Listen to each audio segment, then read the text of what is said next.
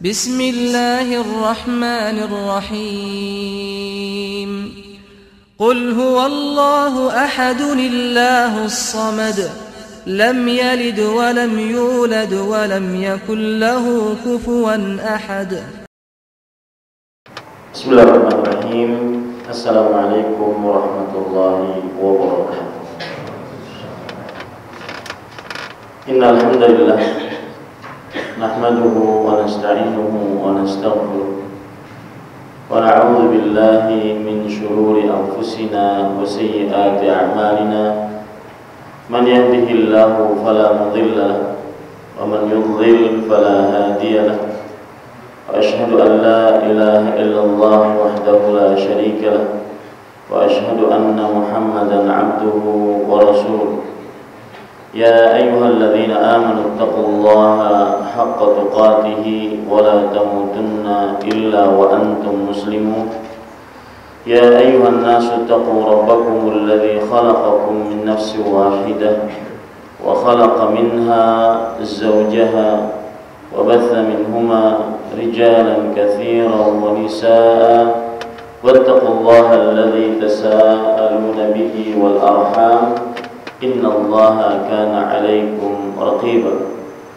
يا أيها الذين آمنوا اتقوا الله وقولوا قولا سديدا يصلح لكم أعمالكم ويغفر لكم ذنوبكم ومن يطع الله ورسوله فقد فاز فوزا عظيما. أما بعد فإن أصدق الحديث كتاب الله وخير الهدي هدي محمد صلى الله عليه وعلى آله وسلم وشر الأمور محدثاتها وكل محدثة بدعة وكل بدعة ضلالة وكل ضلالة في النار.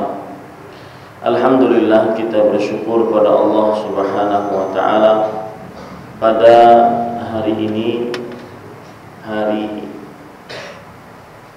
Selasa tanggal 8 Muharram 1435 Hijriah, kita duduk bersama mengkaji ayat-ayat suci Al-Quran ataupun hadis-hadis Rasul sallallahu alaihi wa alihi wasallam. Salawat dan salam semoga selalu Allah berikan kepada Nabi kita Muhammad sallallahu alaihi wa alihi wasallam, pada keluarga beliau, para sahabat, serta orang-orang yang mengikuti beliau sampai hari kiamat kelak. Dengan nama-nama Allah yang husna dan sifat-sifatnya yang mulia, saya berdoa semoga apa yang kita lakukan sekarang ini termasuk amal ibadah yang ikhlas dan diterima oleh Allah Subhanahu wa taala, dan akhirnya kita mendapatkan ilmu yang bermanfaat. Dengan ilmu tersebut kita bisa beramal, semoga amal kita diterima oleh Allah Subhanahu wa taala. Allahumma amin. Bapak, Ibu, saudara-saudari yang dimuliakan oleh Allah Subhanahu wa taala, kita sebagai seorang muslim berarti seorang muslim adalah yang berkeyakinan Islam.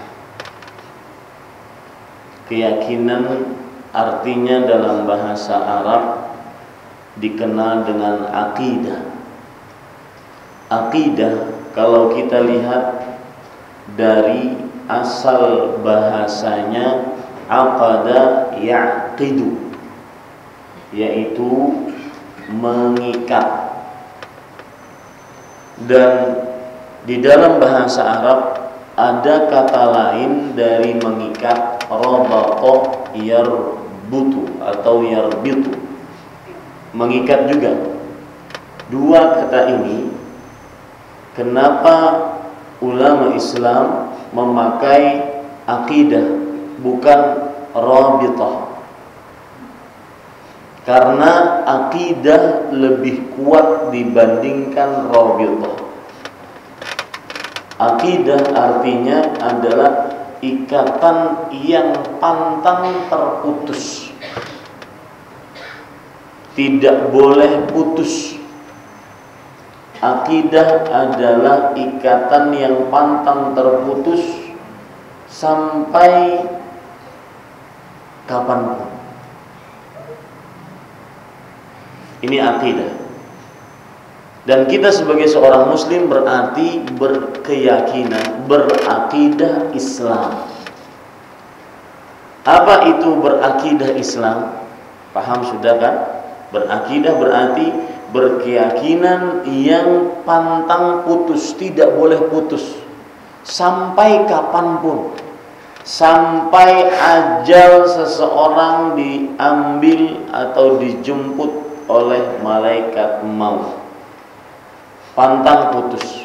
Nah, ketika seorang mengatakan saya seorang muslim, berarti saya berakidah Islam. Artinya keyakinan saya yang paling kuat adalah Islam, dan keyakinan tersebut tidak boleh putus dengan sebab apapun atau siapapun. Ini yang pertama. Kalau sudah kita pahami itu, permasalahan yang kedua adalah apa akidah Islam? Jangan ada yang menjawab Islam Isya, S subuh, L lohor, A asar, M maghrib. Jangan ada yang menjawab gitu. Salah 100%. Islam diambilkan dari kata-kata aslama yuslimu, artinya menyerahkan. Kalau kita ambil dari pengertian istilah kata para ulama, Islam adalah al-istislamu lillahi bit-tauhid wal inqiyadu lahu bit-ta'ah wal bara'atu minasyirki wa ahli. Islam adalah 3 unsur. Menyerahkan diri kepada Allah dengan menjadikan Allah satu-satunya yang berhak diibadahi. Itu Islam. Berarti kalau ada di antara orang-orang yang mengaku muslim tapi menyerahkan dirinya kepada selain Allah, maka bukan Islam. Barang siapa yang mengaku bahwasanya dia muslim, beragama Islam, meskipun bersyahadat asyhadu an la ilaha illallah wa asyhadu anna muhammadan rasulullah, kata dia, tetapi menyerahkan diri kepada Allah, kepada selain Allah, maka itu bukan muslim. Apa maksud menyerahkan diri? Kita ambil unsur yang kedua. Wal inqiyadu lahu bil ta'ah, tunduk patuh taat kepadanya saja. Saya kembali ke unsur yang pertama. Unsur yang pertama tadi menyatakan bahwasanya Islam adalah menjadikan Allah, menyerahkan diri hanya kepada Allah Subhanahu wa taala. Berarti orang muslim tidak boleh, karena ini keakidah, pantang, haram, sama sekali secuil pun tidak boleh menyerahkan diri kepada Allah, kepada selain Allah Subhanahu wa taala. Apa bentuk menyerahkan diri? Itulah dari bagian-bagian ibadah. Seperti sholat, puasa, zakat, haji, dari rukun Islam. Seperti yang lain, baca Quran, berdoa banyak. Minta sesuatu kepada Allah, doa. Minta pertolongan, doa. Minta perlindungan, doa. Minta keluar dari kesempitan yang sangat sempit atau disebut dengan istighatsah, doa. Maka ini semua karena dia akidah seorang muslim, yaitu menyerahkan diri kepada Allah semata, tidak boleh diberikan kecuali hanya untuk Allah. Nah, apabila di antara masyarakat muslim yang mengaku muslim minta pertolongan kepada selain Allah, misalkan minta pertolongan kepada malaikat Jibril, Boleh? Hah? Minta pertolongan kepada Nabi Muhammad sallallahu alaihi wasallam. Boleh? Hah?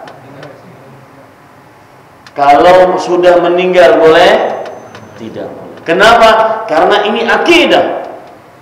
Keyakinan yang kuat yang tidak boleh putus sampai ajal menjelang. Tidak boleh seorang muslim kecuali berserah diri hanya kepada Allah semata. Apa dalil yang menunjukkan akan hal ini? Allah Subhanahu wa taala berfirman di dalam surat Al-Baqarah ayat yang pertama, pian kalau baca dari mulai surat Al-Fatihah kemudian lanjut ke surat Al-Baqarah, kemudian nanti pada ayat ada ayat yang pertama sebagai perintah dari Allah Subhanahu wa taala. Sebelum itu tidak ada perintah. Perintahnya apa? Ya ayyuhan nasu ubudu rabbakum. Wahai manusia, sembahlah Rabb kalian yang telah menciptakan kalian dan orang-orang sebelum kalian agar kalian bertakwa. Ini perintah pertama kali dalam Al-Quran. Perintahnya untuk menyembah Allah semata, berserah diri hanya kepada Allah, memohon hanya kepada Allah. Kalau seandainya tadi kita katakan Jibril tidak berhak untuk kita mintai, padahal dia adalah Ar-Ruhul Qudus, malaikat yang paling mulia. Kalau seandainya kita katakan tadi Nabi Muhammad SAW tidak pantas kita mintai pertolongan ketika setelah beliau meninggal, padahal beliau adalah Sayyidul Mursalin, pemimpinnya para rasul, maka berarti orang-orang di bawahnya lebih lagi tidak boleh kita mintai pertolongan. Siapapun dia, ahlul baitkah, bukan ahlul baitkah. Maka kalau ada nanti di tengah-tengah kita yang mengaku cinta kepada ahlul bait tapi masih minta kepada wahai Husain tolonglah kami, wahai Fatimah tolonglah kami, salah atau benar? Hah? Ragu-ragu? Hah? Ahlul bait, meskipun ahlul bait, tinggi derajatnya mana antara Jibril dengan Nabi Muhammad SAW dengan manusia biasa. Ya, tidak dibenarkan menurut akidah seorang muslim meminta-minta berdoa kepada selain Allah Subhanahu wa taala. Ini akidah yang sangat mendasar. Kalau ada di zaman sekarang yang bertopeng dengan ahlul bait, cinta kepada ahlul bait, tetapi mengajak kita untuk mengabdikan diri kita kepada ahlul bait, meninggalkan Allah Subhanahu wa taala, maka akidah Islam, keyakinan yang kuat menolak ini. Apa dalil yang menunjukkan akan hal ini? Allah Subhanahu wa taala berfirman, "Ad-du'a huwal ibadah." Doa adalah inti dari amal ibadah, dan ibadah tidak dibenarkan kecuali untuk Allah Subhanahu wa taala. Allah Subhanahu wa taala berfirman, "Wa'budullaha mukhlishina lahu wa ma umiru illa liya'budullaha mukhlishina lahu." Dan mereka tidak diperintahkan kecuali untuk beribadah secara murni hanya untuk Allah semata. Ini akidah seorang muslim, Pak. Pantang untuk diputuskan, pantang untuk ditebang akidah ini. Mau ada pistol di hadapan kita, mau maut melantang kita, pantang kita minta selain kepada selain Allah Subhanahu wa taala. Karena akidah tidak boleh berubah sampai kapanpun, dan inilah akidah yang diajarkan oleh Rasulullah SAW. Coba perhatikan, Bapak kalau ingin tahu, ada di zaman Rasulullah SAW ketika dalam keadaan paceklik, kekeringan di kota Madinah. Sebagian sahabat, terutama dari orang-orang Badui, dari Arab, pedalaman desa yang jarang bertemu dengan Rasulullah SAW, mereka mengatakan, hayya nastaghitsu bi Rasulillah sallallahu alaihi wasallam. Ayo kita minta tolong dari kesempitan agar keluar, mendapatkan jalan keluar kepada Rasulullah sallallahu alaihi wasallam.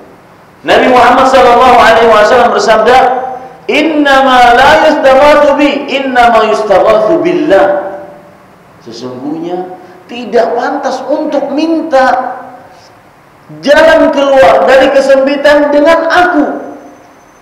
Minta jalan keluar hanya dari siapa? Allah Subhanahu wa ta'ala. Pantang, Pak. Siapapun orangnya, apapun derajatnya, mau dia ahlul bait, mau dia para habaib, mau dia para wali, para sunan, ustaz, kiai sejuta umat, dipantang kalau seandainya kita meninggalkan akidah Islam, yaitu beribadah hanya kepada Allah Subhanahu wa ta'ala. Dan Bapak Ibu saudara-saudari, jangan mengira bahwasanya sebagian kita tidak terkena penyakit ini, beribadah kepada selain Allah Subhanahu wa ta'ala. Makanya saya sarankan banyak-banyak membaca doa yang Nabi Ibrahim saja baca doanya. Dalam surat Ibrahim ayat 35 sampai 36, Allah Subhanahu wa ta'ala berfirman menceritakan doanya Nabi Ibrahim. Apa doanya? Wajnubni an na'buda wajnubni wa baniya an na'budal asnam. Ya Allah, jauhkan aku dan keturunanku untuk menyembah berhala. Apa itu berhala? Setiap sembahan selain Allah itu adalah berhala. Bukan hanya sekedar patung yang dibuat kemudian disembah oleh sebagian orang, bukan. Kemudian kata Allah Subhanahu wa ta'ala, Rabbi innahunna adlalna katsiran minan nas. Wahai Rabbku, sesungguhnya berhala-berhala tersebut begitu banyak menyesatkan kebanyakan manusia.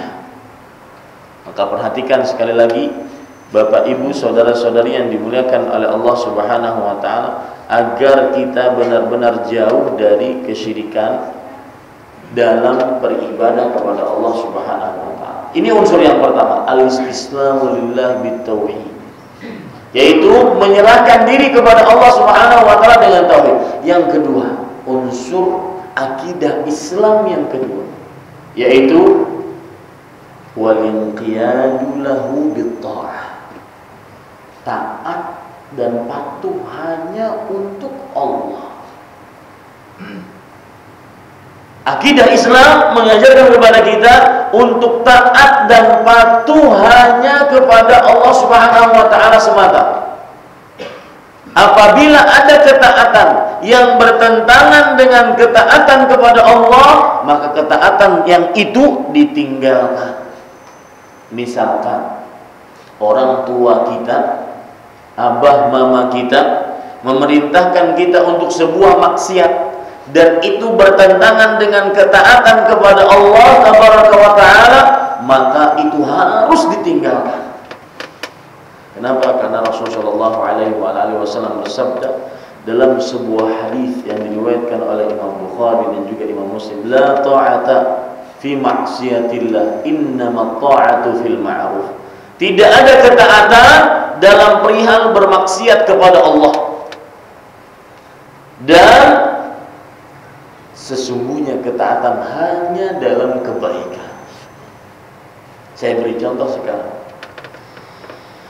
Kalau ada yang mengaku-ngaku cinta kepada ahlul bait, tapi ngajarin kita untuk bunuh diri, ajaran cinta kepada ahlul bait tapi ngajarin untuk bunuh diri. Padahal Allah berfirman di dalam Al-Quran, wala tulqu bi aidikum ila tahluka. Janganlah kalian menjerumuskan diri kalian kepada kebinasaan. Ini firman Allah yang sangat tegas. Apapun perbuatan yang menjerumuskan seseorang kepada kematian, kebinasaan, diharamkan dalam agama Islam. Makanya haram minum khamr karena menjerumuskan kepada kematian. Kemudian haram yang sekitar dengan khamr karena berpengaruh kepada akal, kepada tubuh. Haram membunuh seseorang karena berpengaruh kepada nyawa seseorang. Nah, sekarang apabila ada kelompok dari yang mengaku ahlul bait, ketika nanti 10 Muharram, yang itu konon riwayatnya adalah kematian Sayyidu Syababi Ahlil Jannah, kematian pemimpin pemuda dari pemuda surga, kata Rasulullah SAW, Al-Husain bin Ali bin Abi Talib radhiyallahu anhuma. Konon ceritanya tanggal 10 Al-Muharram. Kalau saya katakan konon berarti masih belum pasti. Ya. Kalau seandainya ada orang-orang yang mengaku bertopeng dengan topeng kami cinta kepada Ahlul Bait, kami mencintai Husain radhiyallahu anhuma, akan tetapi pada 10 bulan Muharram tersebut mereka memukul-mukul dada, mereka melukai badan, mereka bahkan anak-anak kecil mereka lukai. Semakin darah banyak yang keluar, maka semakin berpahala menurut mereka. Maka ini sangat bertentangan dengan ajaran Ahlul Bait, sangat bertentangan dengan ajaran Rasulullah SAW. Coba perhatikan hadis-hadis yang akan saya sebutkan. Kalau seandainya alasan mereka melakukan itu, kami sedih dengan kematian Al-Husain bin Ali bin Abi Talib radhiyallahu anhuma, maka dikatakan siapa yang paling besar musibahnya, kematian Rasulullah sallallahu alaihi wasallam kah atau Al-Husain bin Ali bin Abi Talib radhiyallahu anhuma kah? Tentunya kematian Rasul sallallahu alaihi wasallam. Kenapa kalian di kematian Rasul sallallahu alaihi wasallam tidak seperti itu? Mana cinta kalian kepada Ahlul Bait yang kata kalian cinta kepada Ahlul Bait? Satu. Yang kedua, kalau seandainya ada orang yang mengaku mencintai Al-Husain bin Ali bin Abi Talib radhiyallahu anhuma, kenapa hanya Al-Husain saja yang kalian ratapi? Bapak-bapak mungkin tidak tahu, 10 Muharram itu kita Ahlus Sunnah wal Jamaah lagi asik-asik apa? Berpuasa. Dan ini yang dicontohkan oleh Rasulullah SAW. Ini ajaran yang menunjukkan tanda bukti patuh tunduk kita kepada Rasulullah SAW. Dan ini merupakan akidah Islam. Karena Rasulullah SAW memerintahkan 10 bulan, tanggal 10 bulan Al-Muharram berpuasa, dan kita mengikutinya. Ditambah nanti tanggal 9-nya, dan pahalanya adalah menghapuskan dosa 1 tahun yang telah. Dan tahun ini bertepatan dengan tanggal berapa? Tanggal hari apa? Hari Kamis. Jangan lupa Rabu dan Kamis silahkan berpuasa. Mudah-mudahan dosa kita diampuni berantakan. Kembali ke permasalahan tadi. Kalau seandainya ada orang-orang yang mengaku cinta kepada Al-Husain, kenapa yang diratapi kematiannya hanya Al-Husain? Bukankah cucu yang sangat dicintai oleh Rasulullah SAW ada 2? Al-Hasan bin Ali bin Abi Talib radhiyallahu anhu. Dan secara keutamaan, kemuliaan, Al-Hasan lebih utama dibandingkan Al-Husain. Buktinya Rasulullah sallallahu alaihi wasallam suatu ketika beliau menggendong Al-Hasan Kemudian kata Rasul sallallahu alaihi wasallam sambil melihat kepada para sahabatnya, sesekali beliau melihat kepada Al-Husain, Al-Hasan, sesekali melihat kepada sahabatnya. Rasul sallallahu alaihi wasallam mengatakan, "Inna bni hadza sayyid wa sayuslihu Allahu baina fi'ataini 'azimataini minal muslimin." Sesungguhnya anakku ini akan jadi pemimpin kaum muslim dan dia akan mendamaikan dua kelompok besar dari kaum muslim. Dan itu terjadi kepada siapa? Al-Hasan bin Ali bin Abi Thalib radhiyallahu anhu. Kenapa kematian? Dan kematian Al-Hasan juga kematian yang tragis. Kenapa kematian Al-Husain saja yang diratapi? Kemudian tanggal 10 Al-Muharram mereka meratapi kematian Al-Husain dengan memukul-mukul dada sampai memerah, dengan mencabuk-cabuk punggung mereka dengan rantai yang ada jeriji-jeriginya sampai luka. Semakin banyak lukanya, semakin banyak pahalanya menurut versi mereka. Maka coba perbuatan ini, kalau perempuannya gimana Ustaz? Perempuannya merobek-robek baju, perempuannya menepuk-nepuk dada, menepuk-nepuk kepala. Kalau begitu, perhatikan dengan ayat hadis-hadis yang akan saya sebutkan. Yang pertama, kata Rasul sallallahu alaihi wasallam, "Laisa minna man laqamal khudud wa syaqqal juyur wa da'a bi da'wal jahiliyah." Bukan dari golongan kami, kata Rasul sallallahu alaihi wasallam, orang yang memukul-mukul pipi, orang yang merobek-robek baju, orang yang meraung-raung menangis meratapi sebuah musibah kematian. Bandingkan hadis ini dengan perbuatan orang-orang yang mengaku cinta kepada Ahlul Bait.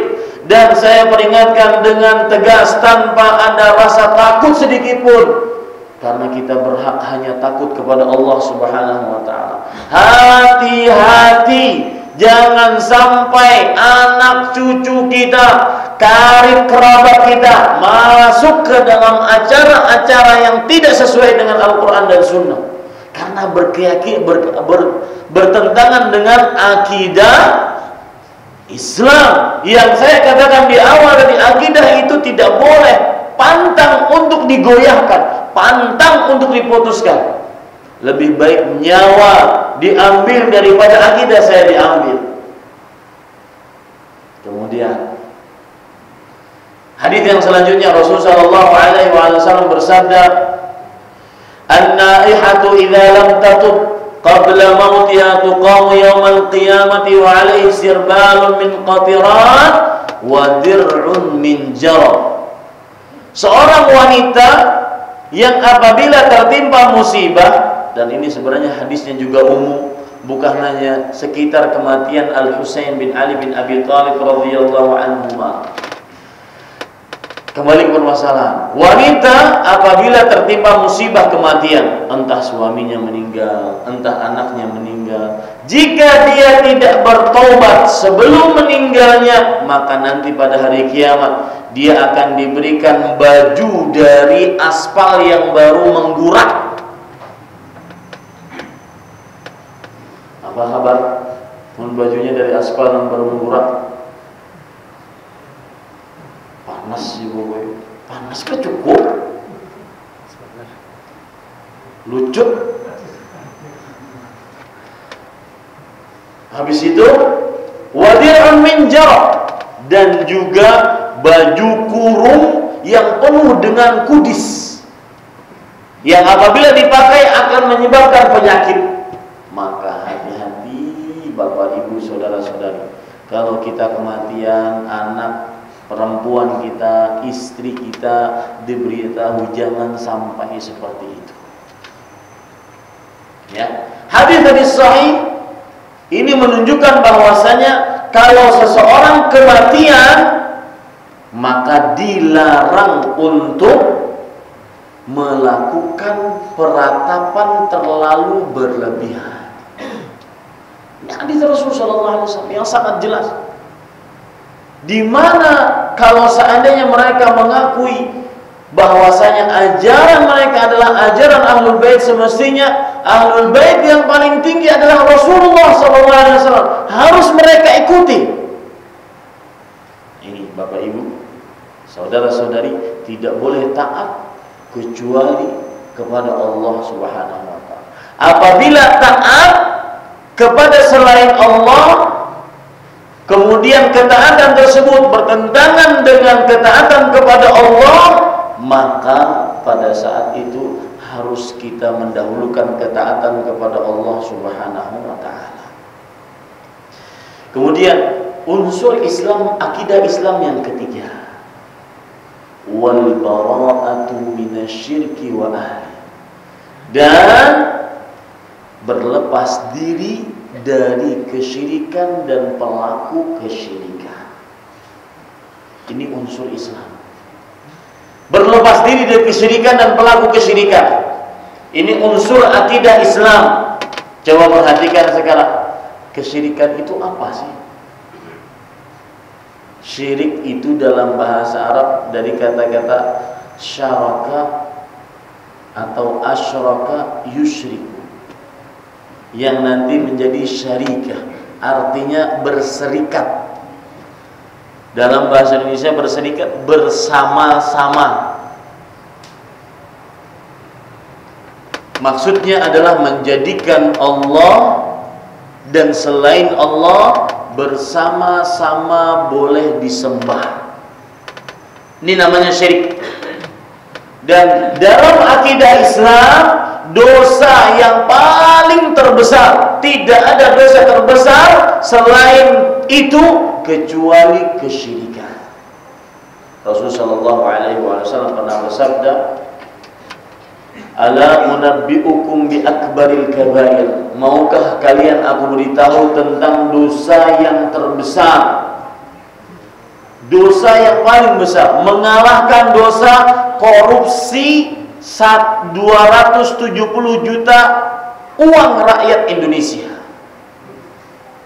Dosa yang lebih besar mengalahkan seorang yang menzinahi ibunya. Dosa yang lebih besar mengalahkan seorang yang membunuh bapaknya. Kalau seandainya Pak, saya ingin bikin perbandingan, dan ini terjadi di zaman abad ke-12 Hijriah. Ada seorang ulama yang bernama Muhammad bin Abdul Wahhab rahimahullah ta'ala. Beliau mengajar akidah seperti yang saya ajarkan sekarang, akidah, keyakinan Islam. Suatu ketika ada orang ngadu dari muridnya, guru, kalau di kita kan guru, tuan guru, guru, di kampung sebelah ada anak laki-laki, na'udzubillah, menzinahi ibunya guru. Murid-muridnya langsung berdiri, ayo kita ganyang itu anak, kurang ajar. Sang syekh, sang guru diam saja. Kemudian ada lagi yang datang, guru, di kampung sebelah ada orang yang mengkeramatkan, meminta berkah kepada pohon. Nah, wah ini terbalik. Ayo kata saya, kita tebang pohonnya. Sang murid berdiam berataan. Mana yang lebih besar? Dosa syirik atau dosa zina? Dosa kesyirikan. Kenapa? Kenapanya? Nah, kenapa dijawab Ustaz? Kenapa menjadikan tandingan bagi Allah lebih besar dibandingkan zina? Sulit yang dijawab. Mungkin sebagian sekarang orang masih berpikiran, kalau ada orang yang berbuat zina dan mati dalam perbuatan zina, maka sebagian orang kalau bisa disembayangkan gini, mati kayak itu coba. Atau mati lagi minum khamar, minum khamarnya oplosan pulang, ini rugi dunia akhirat. Subhanallah. Jaka nih minum khamar nang larang-larang tapi enggak ada menyuruh malah. Ini minum khamar oplosan sekali tegak mati. Dugi dunia akhirat. Jar orang kamu kalau bisa disembayangkan mati karena minum khamar.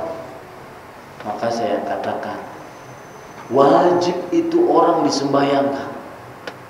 Ada orang kalau meninggal tidak pernah minum khamar, tidak pernah berzina, tidak pernah mencuri, tidak pernah membunuh, tetapi main kesyirikan, main jimat, pergi ke dukun, penyihir, memberikan sesajen di atap-atap rumah, menyembelih hewan kalau ingin membangun rumah. Tuhat tahu nih. Ulun semalam bangun rumah jar tukang. Tenang, hendak ditajak pertama jar, hendak diapai? Di bismillah aja kah atau diapai? Ulun pian jadiin bismillah sudah. Ya. Kalau seandainya orang tadi tidak pernah berzina, mencuri, membunuh, melakukan dosa-dosa besar, tetapi melakukan kesyirikan, maka ini yang tidak boleh disolati. Meskipun dia selama hidup sholat, meskipun yang ini selama hidupnya berzina, minum khamar, membunuh, tapi kalau dia masih sholat, tidak pernah mensyirikkan, ini berhak disolat. Kenapa? Karena yang ini muslim, yang ini musyrik. Yang muslim apabila dia meninggal meskipun di dalam dosa besar, masih ada dua kemungkinan tiketnya. Tiket yang pertama, kata orang Arab, alatul, immediately, masuk langsung ke dalam neraka. Atau tiket yang kedua, masuk ke dalam neraka, kemudian Allah Subhanahu wa ta'ala mengampuni dia, masukkan ke dalam surga. Masih ada kemungkinan. Yang ini tadi, yang mensyirikkan Allah Subhanahu wa ta'ala, tidak ada ampunan. Tidak ada tiket kecuali satu, neraka. Umat pian ini kayak Tuhannya. Nang berbicara seperti ini bukan saya. Allah Subhanahu wa ta'ala, Allah berfirman dalam surah An-Nisa ayat 48, surah An-Nisa ayat 116. Innallaha la yaghfiru an yushraka bihi wa yaghfiru ma duna dzalika liman yasha. Coba perhatikan ayatnya. Sesungguhnya Allah tidak akan mengampuni dosa yang mensyirikannya, tidak diampuni dosa yang mensyirikannya. Itu tiketnya, satu, tidak diampuni oleh Allah. Kalau tidak diampuni oleh Allah, maka tempatnya di mana? Neraka. Pasti itu. Dan Allah akan mengampuni dosa selain itu, duna dzalik, selain itu, bagi siapa yang dikehendakinya. Mau meninggal dalam keadaan berzina di tengah sawah sana, mau meninggal dalam keadaan negak minum khamar yang oplosan, mau meninggal dalam keadaan lagi menjamret, mau meninggal lagi dalam mencuri, mau meninggal lagi dalam keadaan berbunuh-bunuhan, selama dia muslim, maka wa yaghfiru ma duna dzalika liman yasha. Allah akan mengampuninya dosa selain syirik bagi siapa yang dikehendaki oleh Allah. Maka berkaitan kembali, ulun sengaja membawa malam ini tentang 10 Al-Muharram, dan pada kesempatan lain nanti insyaallah saya akan membicarakan siapakah sebenarnya pembunuh Al-Husain bin Ali bin Abi Thalib radhiyallahu anhu. Sengaja malam ini ulun singgung-singgung tentang 10 Al-Muharram karena tanggal 10 Al-Muharram terjadi, disyariatkan sebuah sunnah, tetapi terjadi juga perbuatan yang mengada-ngada antara kanan dan kiri, dan ajaran Islam di tengah-tengah. Tanggal 10 Al-Muharram, ajaran Islam yang berasal sesuai dengan hadis Rasulullah SAW adalah kita dianjurkan untuk berpuasa, yang disebut dengan puasa Asyura. Dan kalau ingin ditambah dengan puasa Tasu'a, yaitu tanggal 9. Adapun berjalan yang mengada-ngada bagian kanan bukan berarti benar. Artinya terlalu ekstrim, terlalu berlebihan adalah orang-orang yang meratapi terlalu berlebihan kematian Al-Husain bin Ali bin Abi Thalib radhiyallahu anhu. Dan itu sudah saya jelaskan tadi. Ada lagi sebagian orang-orang yang di tanggal 10 bulan Muharram, yaitu hari Asyura, mereka terlalu berlebihan bergembira di tanggal 10 bulan Al-Muharram. Bergembira. Contoh, lampu-lampu dinyalai, anak-anak yatim disantuni, mengkhususkan santun untuk anak yatim pada tanggal 10 Al-Muharram yang disebut dengan hari Asyura masih membutuhkan dalil yang kuat. Anak-anak perempuan, istri-istri berdandan pada hari Asyura, ini belum ada contohnya dari Rasul sallallahu alaihi wasallam. Kembali ke permasalahan unsur yang ketiga tadi. Apa unsur yang ketiga? Berlepas diri dari kesyirikan dan pelakunya. Nah, berkaitan dengan 10 Al-Muharram, maka sebagian orang-orang yang mengaku mencintai Ahlul Bait meminta doa atau berdoa, minta pertolongan, minta perlindungan yang sebenarnya itu tidak pantas kecuali diberikan kepada Allah. Maka mereka memberikannya kepada Al-Husain bin Ali bin Abi Thalib radhiyallahu anhu. Sebutan ya Husain saja itu tidak boleh dalam agama Islam.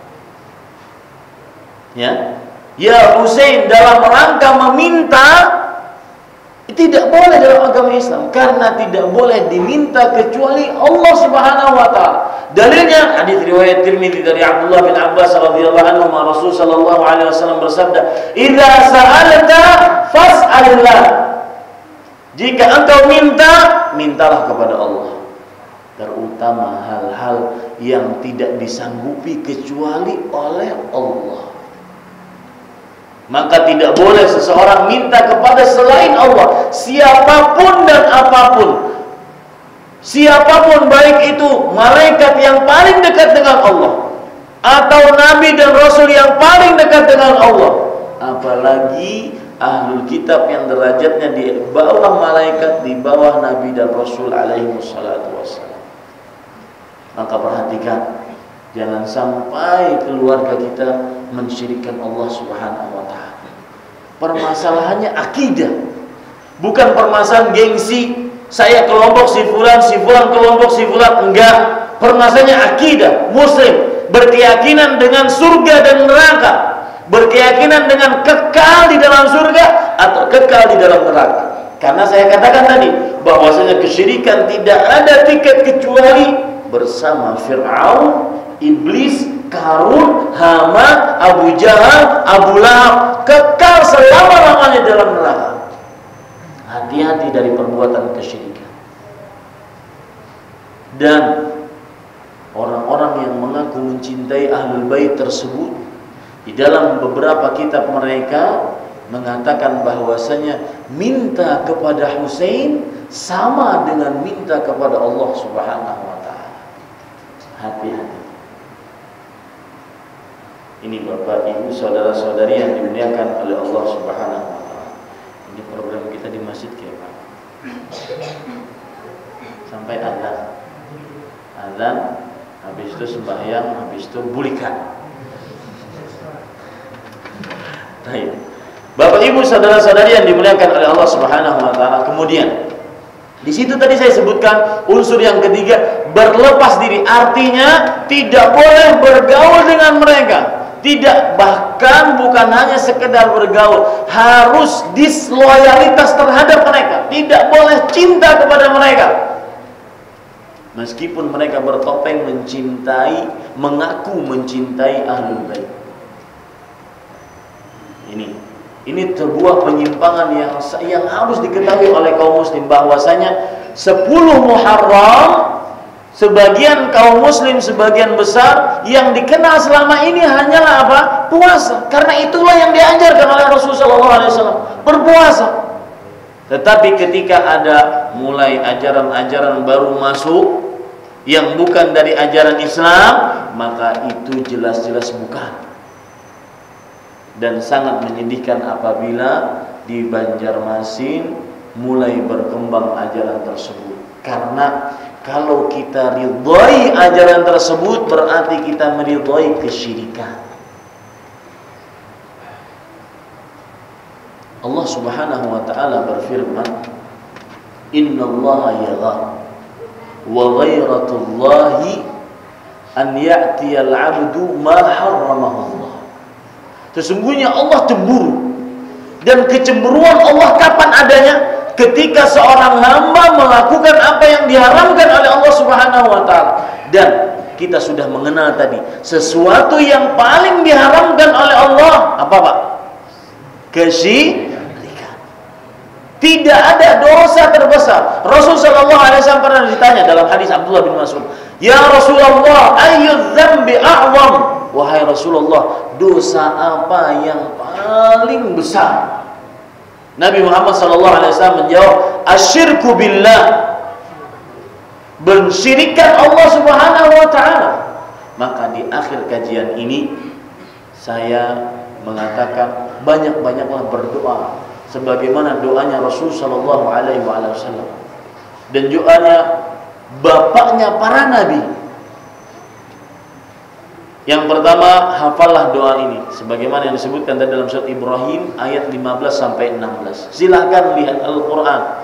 Jangan Al-Qur'annya dianak di atas lemari, kemudian setelah itu berdebu 10 cm, pas bersih-bersih jatuh, baru selamatan 7 hari 7 malam.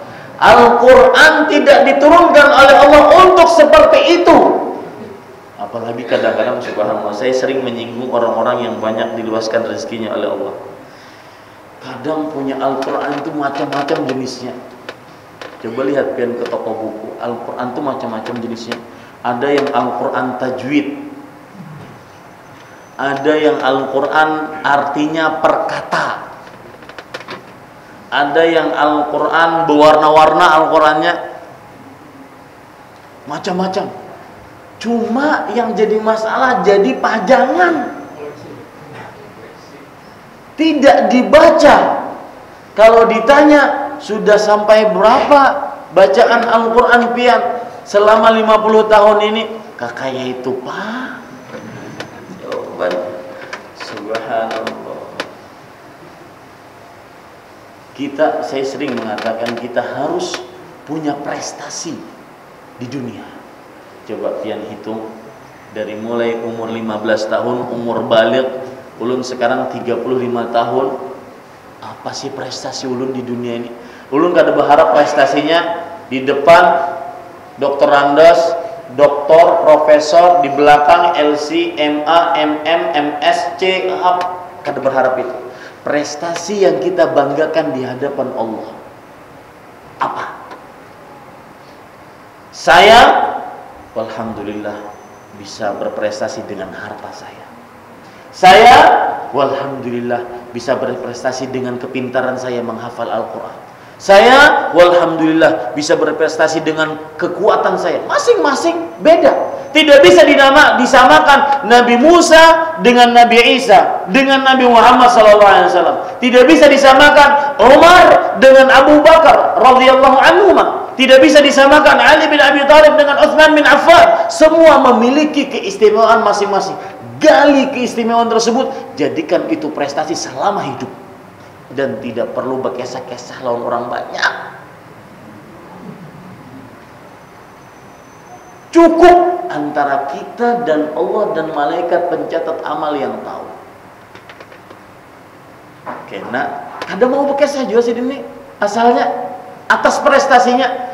Cuma iblis terlalu hebat untuk mengganggu manusia. Jar sidin, aku ni kada hendak ria pang sebenarnya. Ya. Subhanallah. Ya. Jadikan prestasi kita.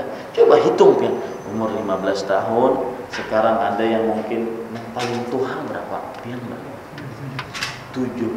Mudah-mudahan pian husnul khatimah. Subhanallah. 77 berarti sudah lewat dari batas yang ditentukan oleh Rasulullah. Banyak mana tawarannya, berarti Allah Subhanahu wa taala, mudah-mudahan biar masuk ke dalam hadis Rasul sallallahu alaihi wasallam yang berbunyi, khairun nas man tala umruhu wa hasuna amal. Artinya sebaik-baik manusia yang panjang umurnya dan baik amal perbuatan. Makanya kalau ada ulang tahun, doakan aja orang tersebut, tapi ditambahi mudah-mudahan panjang umur, tambahi dalam ketaatan. Jangan mudah-mudahan panjang umur usia dalam kemaksiatan panjang umurnya. Subhanallah. Ini Bapak Ibu saudara-saudari yang dimuliakan oleh Allah Subhanahu wa taala. Kembali ke permasalahan yang tadi saya ingin bahas, bahwasanya terakhir saya ingin menyebutkan sebuah doa Nabi Ibrahim. Nabi Ibrahim saja berdoa, ya, yaitu dua doa yang sangat bermanfaat dari dua orang yang sangat mulia di sisi Allah Subhanahu wa taala, dan dua-duanya dari Khalilur Rahman. Dua-duanya berpangkat di sisi Allah Khalilur Rahman. Khalil itu adalah orang yang sangat dekat dengan Allah. Doa yang pertama dari Nabi Ibrahim alaihissalam. Silahkan lihat surat Ibrahim ayat 15 sampai 16. Allah Subhanahu wa taala berfirman, "Wajnubni wa baniya an na'budal asnam." Ya Allah, jauhkan aku dan keluargaku dari menyembah berhala. Doa ini Pak lebih penting daripada pian setahunan seumur hidup minta rezeki. Kita butuh rezeki dari Allah, kita perlu rezeki dari Allah. Tapi ingat, urusan rezeki sudah ditanggung oleh Allah Subhanahu wa taala. Kita usaha dan kita berdoa. Tapi doa di sana ada yang luar biasa. Salah satu di antaranya adalah berdoa agar dijauhkan dari dosa terbesar. Karena kenapa? Karena seluruh amal ibadah kita tidak akan ada manfaatnya jika kita melakukan kesyirikan. Allah berfirman, walau asyraku la habita anhum ma kanu ya'malun. Jikalau para nabi melakukan kesyirikan, hapus semua amal ibadahnya. Itu para nabi. Bagaimana orang-orang yang di bawah legalitasnya dari nabi? Kemudian doa yang kedua dari Rasul sallallahu alaihi wasallam agak sedikit panjang, mudah-mudahan bisa dihafal dan dicatat sebelumnya. Rasul sallallahu alaihi wasallam bersabda, doa agar dijauhkan dari kesyirikan. Allahumma inni a'udzubika an usyrika bika wa ana a'lam wa astaghfiruka lima la a'lam.